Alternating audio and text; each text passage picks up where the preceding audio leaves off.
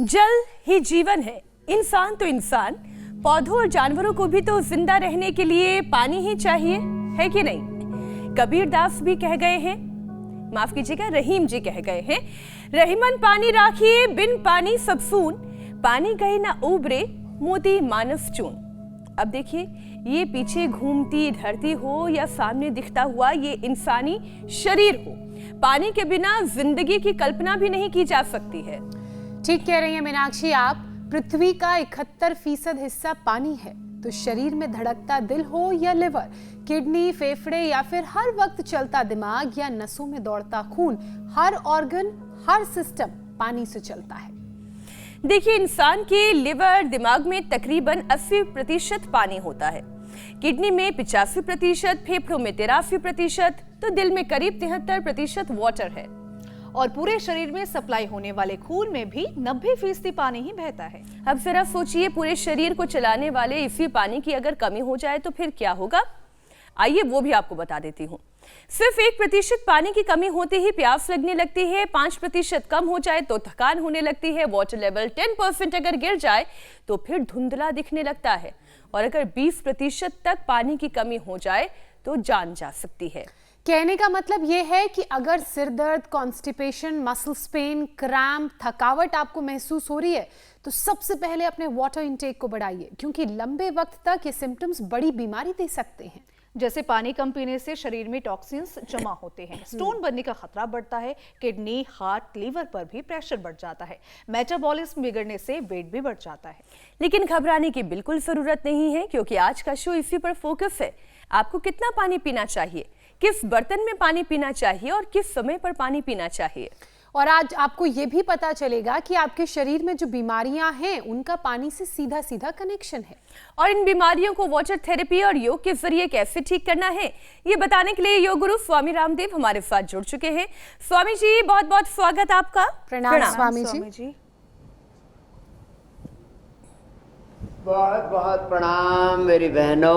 और देखो, हम तो रोज सूर्य नमस्कार के साथ, ऐसे भी रोज सूर्य को अर्घ्य देते हैं हम, और सूर्य नमस्कार करते हैं, रोज दंड बैठक करते हैं, पावर योगा करते हैं, पावर योगा। जिनसे ये ना हो पाए सूर्य नमस्कार तो उनको बोलते हैं भस्त्रिका, कपालभाति, अनुलोम विलोम करो आप लोग मेरे साथ। जिन्होंने अपने रोग मिटा लिए हैं, 10-20 भाई बहनों को सिंबॉलिक तौर पर हम रखते हैं। हमारे पास तो हजारों, हर समय लगभग 3 से 5 हजार भाई बहन यहाँ पर होते हैं पतंजलि में, जो योग से रोग मुक्त हो रहे हैं। और हमारा तो स्लोगन ही है, जल ही जीवन है, तो सारी दुनिया कहती है। हम कहते हैं जल औषध है। वाटर थेरापी, मड थेरापी, सन थेरापी, पृथ्वी, अग्नि, वायु, जल, आकाश, इनको हम थेरापी के तौर पर यूज करते हैं।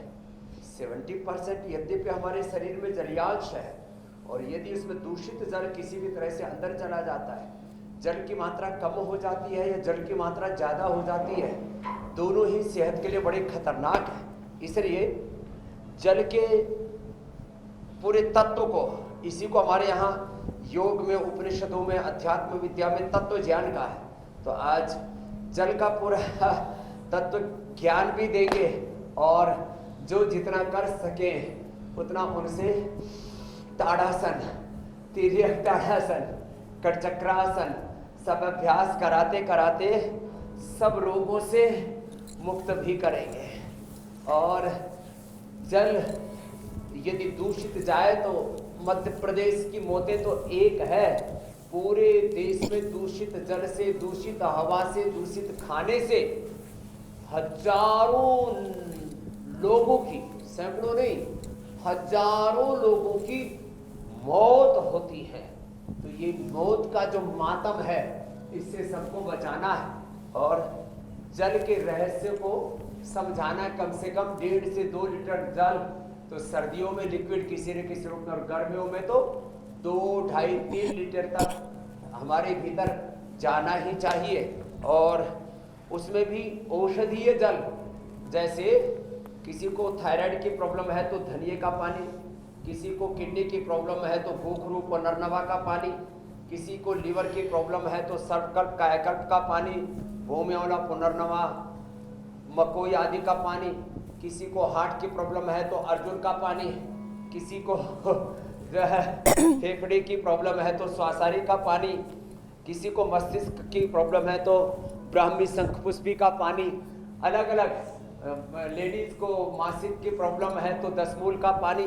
तो जल औषधि तो हमारे यहाँ पर मेडिकेटेड वाटर, हम तो इसको बहुत बड़े रूप में प्रयोग करते हैं मीनाक्षी जी, ज्योत्सना जी।